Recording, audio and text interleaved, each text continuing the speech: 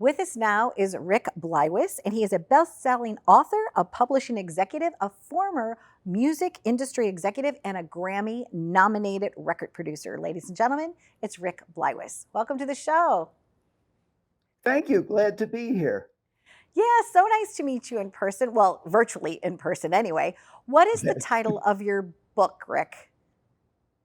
The book is Pignon, Scorpion, and the Barbershop Detectives. Lovely. Now, did you always have a passion for detective kind of series? Yes, I absolutely did. I grew up reading detective novels my whole life, starting probably with the Hardy Boys, and then of course, Agatha Christie, Arthur Conan Doyle, Raymond Chandler, just Chester Himes, Rick Stout. I just love mystery genre. Always I have. I do too, and I used to love with my grandmother. We always used to love Angela Lansbury, and her wonderful television series, right? You know, there's something joyful about being able to try to watch something or read something and figure out who did it, right? My favorite board Yes. game was Clue as a kid. I would play with my mother that board game of, Clue hours and hours and hours. And so, just like you, I love a good mystery. How did you transition from being a music executive to now an author? What was that transition like for you? Well, I wrote my whole life in one way, shape, or form or another. When I was 12 years old, I wrote and published a sports newspaper. I wrote a play when I was 15. I was in film school. It's what I got my master's and bachelor's in filmmaking, and so I was writing scripts for the student films. And then later on, I wrote newspaper columns and articles, magazine columns and articles, mostly nonfiction. And when I moved from New York City to here in Ashland, Oregon, where I currently live, my next door neighbor was in a writing group, and she knew from just our talking that I had done some of this other writing, and she said, "Why don't you join it? And I think you'd like the people, they'd like you, and maybe it'll get your juices flowing." And I did, and it did, and I started writing fiction, and that's where it all happened, and that was back in 2005, I believe. Congratulations for that. And being creative, I heard that you had an interesting creative twist for your launch party. Share with our audience what you did for that. Well, what I really did for launching the book was I tried to take a lot of what I knew as a record company executive and things that I did, especially with soundtracks. I did a lot of the marketing for a lot of movie soundtracks, from Saturday Night Fever, to Chariots of Fire, Star Wars, the first movies, etc. And so I worked with bigger acts, like the Backstreet Boys and Britney Spears, etc. And so I kind of said, well, here's how. Oh, and Kiss. We can't forget Kiss. Um, and I said, here's how they we launched their projects. And so I took a lot of that and I did it unconventionally in a way for the book launch. We did a video book trailer. I did a video game that was created. I hired a company to do it. It's on the Google and Apple app stores. I created an author logo. I did a theme song for Scorpion. I did a YouTube channel. We did contests. We did T-shirts. I even did T-shirts for dogs. So we kind of like extended the brand of Scorpion and made him. We're trying to make him into a brand, if you will. Well, it already is a brand, and it's exciting to already kind of see this whole flow of things. And obviously, you have helped many major names. I will tell you a little secret about myself that I don't think my audience knows this. My very first concert that I ever went to was Kiss at the Checkerboard Arena Really. in St. Louis, Missouri.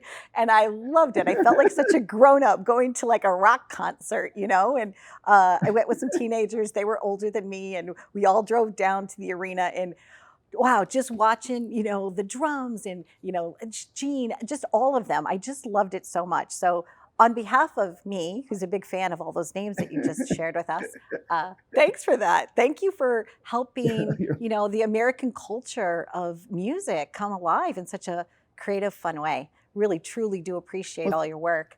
Uh, it's exciting. thank It's you. exciting to know you. You're welcome. And I see lots of beautiful circles, colorful discs of records in your background. What are some of your favorite things that you've earned along the way? Um, well, certainly the Star Wars ones, I mean, anytime, that's one of my favorite franchises anyway.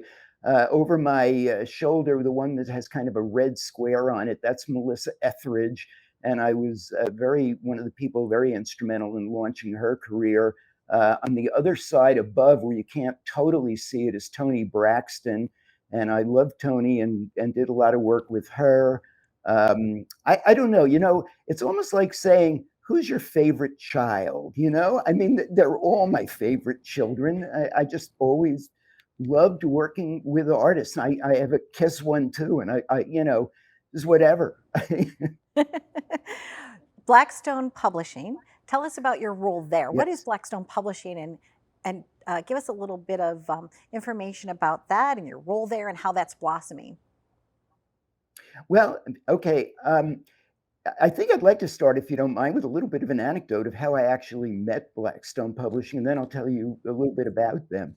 I love Um, stories. so yes, this was back in, I guess it was around 2006, and a very good close friend of ours called up one day. He lives up in Portland, Oregon, and he said, "I'm coming down to Ashland to license an audio to Blackstone Publishing. Is it okay if I stay with you and your wife, Deborah, while I'm down there?" And we said, "Christopher, of course."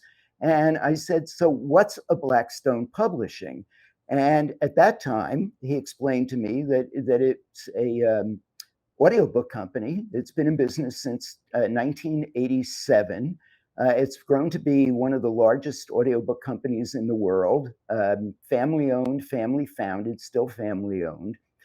And so Christopher came down, and the project that he was licensing to them was Winnie the Pooh, because he happened to own the audio rights to it. His uncle was J.M. Barrie, who wrote Peter Pan, or maybe his great uncle. And he's got a very theatrical family from England. And so he ended up with the rights to Winnie the Pooh, and he licensed them to Blackstone. And while he was at Blackstone, he met with Blackstone's founder and owner, Craig Black, and told him about me and told him about my wife, Deborah, who was also an executive in the music industry, and said, "You should meet them. They probably have something you could use in your company that your other people don't have." So we had lunch with Craig the next week. And at the end of the lunch, he said, "I don't know what I'm going to do with you, but I know you do know something that people in my company don't have." So we started consulting to him. And then Deborah decided to retire, and I went on staff as head of new business development. And I've been on staff there since 2007. And then in 2015, we became an ebook and book publisher as well.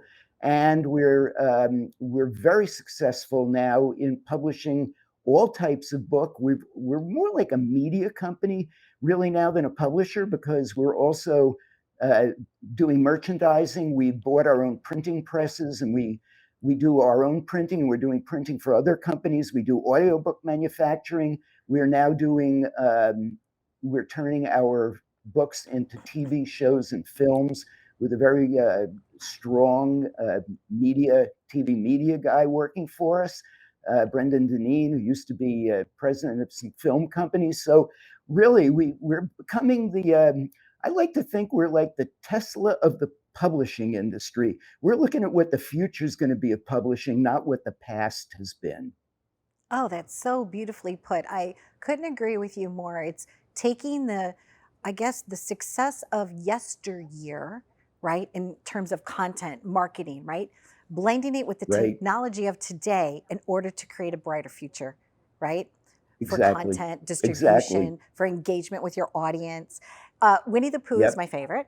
When I sang it, Oh, Disney World, Pooh Bear is, there's nothing better than Pooh. And interestingly enough, I was just in Mystic, Connecticut on a college trip with my youngest, Matthew, trying to pick out colleges. And I stumbled upon a little cute diner called Somewhere in Time. And all of the walls were decorated. I mean, seriously, it looked like I was in the 100-acre woods. It was so delightful. So continued success to you. And one other funny thing I found out about us that we have in common is that, my television show was divinely gifted to me in a dream. I dreamt the whole thing in color, Rick, and I just manifested it. And it's been me just continuing on that for the last 15 years of my life. And a little birdie, a little mutual friend of ours, mentioned to me about the way that you manifest things. Can you share that with our audience? Yeah, I can. My wife and I found this man named Dr. Joe Dispenza, and we went and studied under him, and he teaches meditation and manifestation.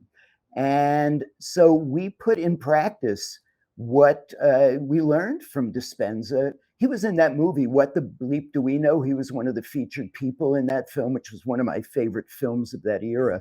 But so I started meditating and manifesting on the success of my writing. And I literally virtually saw and everything that happened to this book happening well before it happened. And then I started living my life like it was going to happen.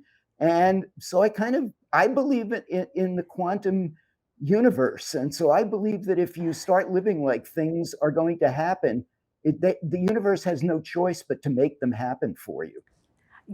I couldn't agree more. You are so delightful. I look forward to maybe having you back on again, for all of the Oh, gumshoes out thank you. there, for all the people that are into who done it just like you and I.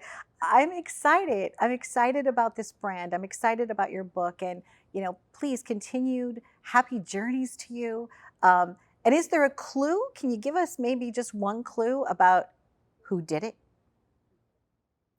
Well, the problem is I've written the book like more of an old-fashioned classic whodunit, and there are actually three mysteries in the book. So there isn't just one who did it. And I don't want to be a spoiler and give it away because, yeah, it's not a book loaded with violence and stuff like that. It's really a throwback 1910 England countryside inspector, kind of who done it. And so I think it's important people don't know who done it before. Okay, okay. I'm just thinking maybe there's a clue we could give them that they need to look, beyond the cobblestone or something. Maybe there's a little secret hidden Okay. gem. The, okay. The hidden gem would be that in the first case that Scorpion and his colorful associates take on, you think the case is resolved and it's not. And so that's why you have to read the entire book because it goes back and forth. Lovely. I love that. So from cover to cover, you just have to engage in it all. Thank you, Rick, for being here with me today. I truly am very, very happy that you were able to join us.